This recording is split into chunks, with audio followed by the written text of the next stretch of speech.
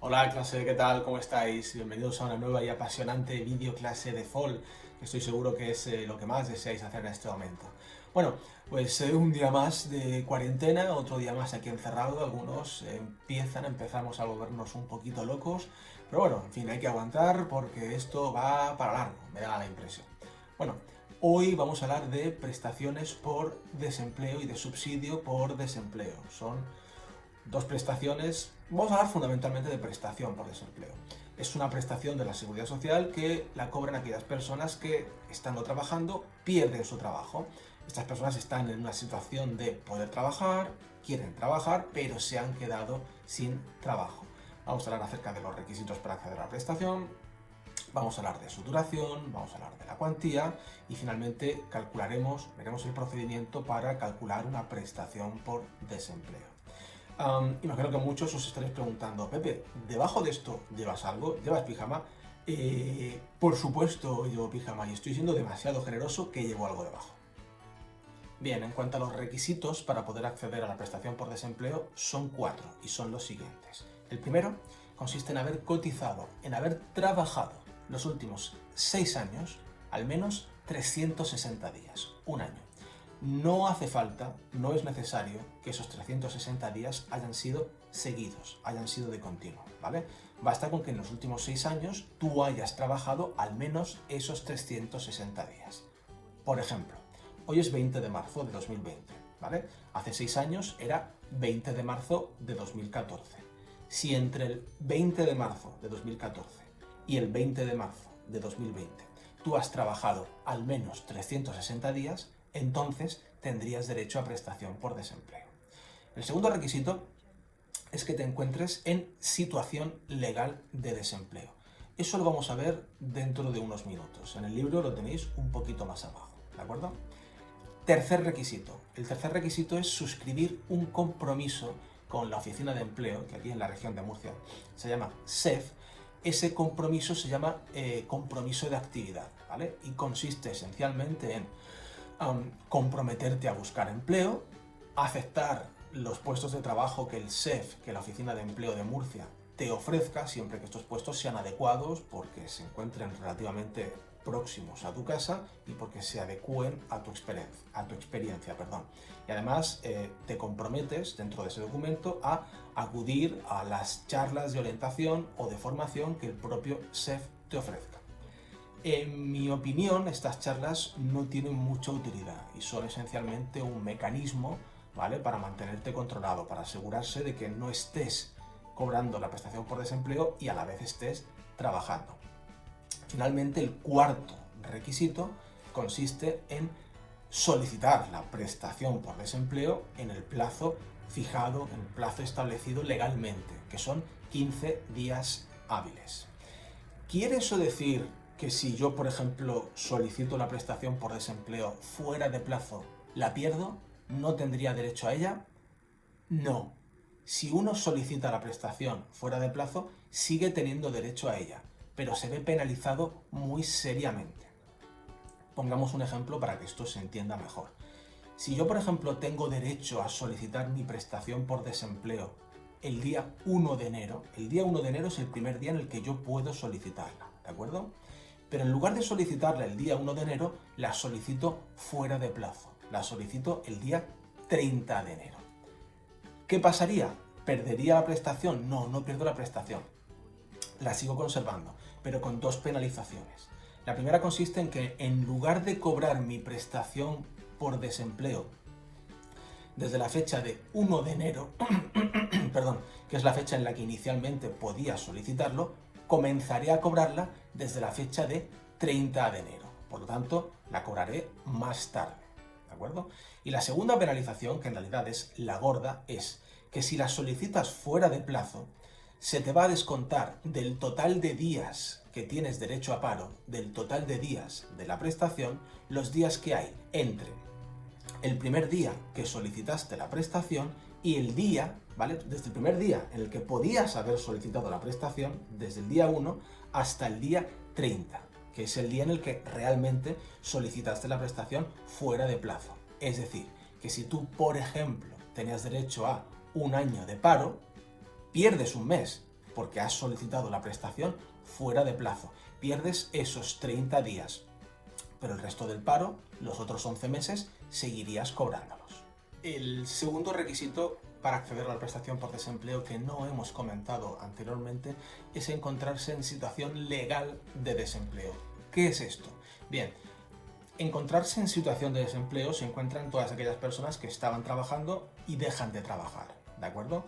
Pero no todas las personas que se encuentran en situación de desempleo están en situación legal de desempleo, ¿vale? Por ejemplo, no se encuentran en situación legal de desempleo aquellas personas que, por ejemplo, dimiten de su puesto de trabajo, no quieren seguir trabajando. En igual situación se encontrarían aquellas personas que abandonan su puesto de trabajo, que es como la dimisión, pero sin avisar, ¿de acuerdo?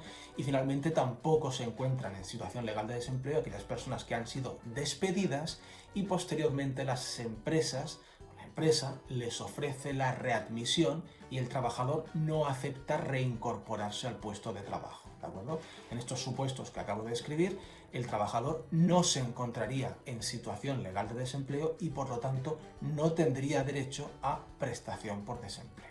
Bien, entonces, ¿qué se considera situación legal de desempleo?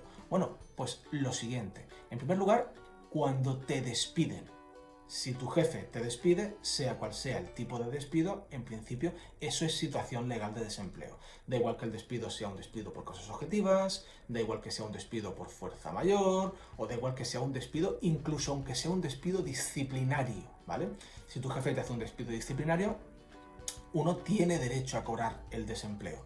Dicho esto, hay una cosa que no viene en el libro y es, hay ocasiones en las cuales a alguien se le practica un despido disciplinario y no tiene derecho a cobrar prestación por desempleo, ¿vale? Esto durante los años de la crisis, los servicios de empleo se han puesto un poquito más duros. ¿Por qué? Bueno, pues porque se comprobó que había cierta tendencia de que el trabajador y el empresario pactaban un despido disciplinario para que la empresa no tuviese que pagar indemnización y el trabajador tuviese que cobrar paro, pudiese cobrar prestación por desempleo, pudiese cobrar paro, lo cual es un fraude a la seguridad social. Por lo tanto, si se hacía un despido disciplinario, se investigaban las causas y resulta que eran mentira, el trabajador, aunque había sido despedido, se quedaba sin prestación por desempleo. La segunda situación por la cual alguien se puede encontrar en situación legal de desempleo es porque tu jefe muera, porque tu jefe se jubile o porque tu jefe se sienta incapacitado, que no pueda seguir trabajando.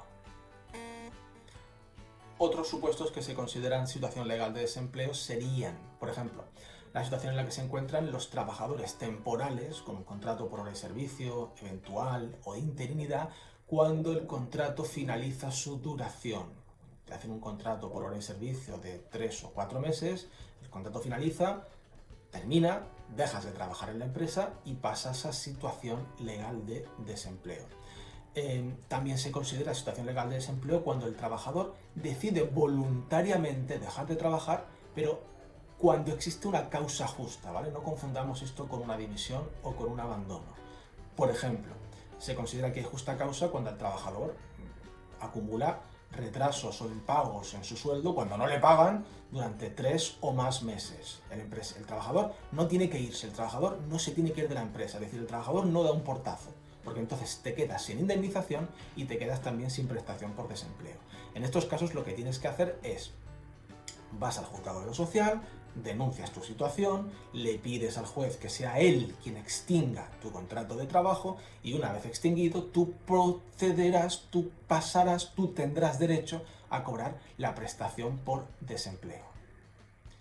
Y finalmente también se considera situación legal de desempleo la situación en la que se encuentran, por ejemplo, aquellas personas que no superan el periodo de prueba al inicio de un contrato, las mujeres que se encuentran en situación de violencia de género que deciden extinguir su puesto de trabajo, aquellos trabajadores fijos, discontinuos o indefinidos a tiempo parcial que realizan, por ejemplo, trabajos de temporada durante el tiempo que no estén trabajando. Por ejemplo, en los trabajos agrícolas de temporada, un señor o una señora que está, por ejemplo, recogiendo fruta y verdura durante el verano, no trabaja hasta el año siguiente. durante el tiempo que no está trabajando, esta persona podría cobrar prestación por desempleo. Técnicamente no la han despedido, porque es un trabajador o una trabajadora que está fija en la empresa, está indefinida, ¿de acuerdo? Pero durante los tiempos, durante los periodos de tiempo, durante esos meses que no está trabajando, tiene que subsistir de alguna manera y podría cobrar la prestación por desempleo si tiene derecho a ella. Y finalmente, el último supuesto que da lugar a situación legal de desempleo sería en aquellos supuestos en los que la empresa hace reducciones de jornada entre un 10 y un 70% del total de la jornada. Este es un caso un poco particular porque no se cobraría la prestación por desempleo completa, sino que se cobraría una parte. Es decir, el trabajador trabajaría a tiempo parcial en la empresa y cobraría una parte del paro de la prestación por desempleo a la cual tendría derecho. Bien, para finalizar con la cuestión de la prestación por desempleo, tenemos que comprobar, tenemos que calcular, tenemos que ver cuál es el procedimiento para calcular la cuantía de la prestación. Es decir, cuánto va a cobrar el trabajador de paro, ¿de acuerdo? Eso es un procedimiento mucho más sencillo de lo que parece, ¿de acuerdo? El libro recoge 4 o 5 pasos, ¿de acuerdo? Además, yo mandaré otro vídeo en el cual realizaré un ejercicio paso a paso, ¿vale? Indicando qué es lo que se tiene que hacer. Y además, pues os mandaré una tarea para que la hagáis tranquilamente a lo largo de la semana o hasta el lunes o martes de la semana que viene, para que esto se pueda hacer con calma y con tranquilidad, ¿de acuerdo? Lunes o martes o miércoles, ¿vale? No pasa nada, pondremos una fecha generosa, ¿vale? Bueno, los pasos para poder calcular la prestación por desempleo son los siguientes. En primer lugar, tenemos que comprobar, calcular el número de días que me corresponden de prestación, teniendo en cuenta para ello el número de días que yo haya cotizado, el número de días que yo haya trabajado. La regla es muy sencilla. Cuanto más tiempo haya estado trabajando, más paro me corresponderá en términos cuantitativos, en términos de días de paro. Cuanto más tiempo trabaje, más paro me corresponderá, ¿de acuerdo? Tenéis en el libro recogida, ¿vale? Una tabla, ¿de acuerdo?, en la que se recoge la equivalencia. En segundo lugar, tenemos que calcular la base reguladora. Esto se hace cogiendo las bases de cotización por contingencias profesionales de los últimos 6 meses y sacando la media. El tercer paso consistiría en aplicar a esa base reguladora que hemos calculado unos coeficientes reductores. Esto, vamos a ver, os lo explico. Básicamente, los 180 primeros días, los 6 primeros meses que tú estás cobrando paro, vas a cobrar el 70% de la base reguladora. ¿Y si mi paro dura más de 6 meses? ¿Y si estoy, por ejemplo, cobrando un año de paro? Bien, pues en ese caso, los 180 días restantes, los 6 meses siguientes, ya no cobrarías el 70%, sino que cobrarías un 50%. ¿Esto por qué se hace? ¿Por qué se reduce de un 70 a un 50? Pues porque es el modo que tiene el sistema, es el modo que tiene la prestación de incentivar a los trabajadores a que no se queden en casa, a que busquen trabajo. O sea, primero te ofrezco una prestación durante 6 meses del 70% de tu sueldo, más o menos. Y si pasados esos 6 meses sigues en el paro, te la bajo, te la reduzco hasta el 50%. ¿Para qué? Pues para que espabiles, para que muevas el culo y para que encuentres un puesto de trabajo, ¿de acuerdo? Fundamentalmente para eso. El cuarto punto, el cuarto paso, consistiría en comparar lo que nos ha salido de cuantía de paro con unos topes mínimos y unos topes máximos que recoge la Seguridad Social cada año, que yo os voy a poner en pantalla. Y finalmente, el último paso consistiría en aplicar a la cuantía de la prestación una deducción por contingencias comunes. Eso para los que habéis hecho nóminas, pues os acordáis, ¿vale? Que había en las nóminas un apartado de deducciones, ¿vale? Bueno, cuando uno tiene un sueldo, le deducen por seguridad social, pero cuando uno cobra seguridad social, cuando uno cobra prestación por desempleo, también tiene que aplicar, también se le quita de la cuantía de la prestación una deducción por contingencias comunes. Vale, pues hay que calcularla. Es muy sencillico y ya os mandaré yo un vídeo para que veáis esto cómo se realiza paso a paso, ¿de acuerdo? Vale, para terminar la clase de hoy quiero comentar un poquito por encima las características principales de la otra prestación que tiene relación con el desempleo. Esta se llama subsidio por desempleo. Hay por lo tanto dos prestaciones. La prestación por desempleo, que es la Premium, es la Guay, ¿de acuerdo? Y luego está la otra, la que se denomina subsidio por desempleo, que tiene unas características diferentes y que se cobra menos cantidad, ¿de acuerdo? Mirad, la diferencia fundamental es el tiempo de cotización, ¿vale? Una persona que ha cotizado, ha trabajado más de 360 días, más de un año, tiene derecho a prestación por desempleo. Pero ¿qué pasa si no he trabajado esa cantidad de tiempo? ¿Qué pasa si he trabajado menos de un año? Si he trabajado 11 meses, o 6 meses, o 4 meses, ¿tendría derecho a algún tipo de prestación? La respuesta es sí. Tendrías derecho al subsidio por desempleo, pero no a la prestación por desempleo, ¿vale?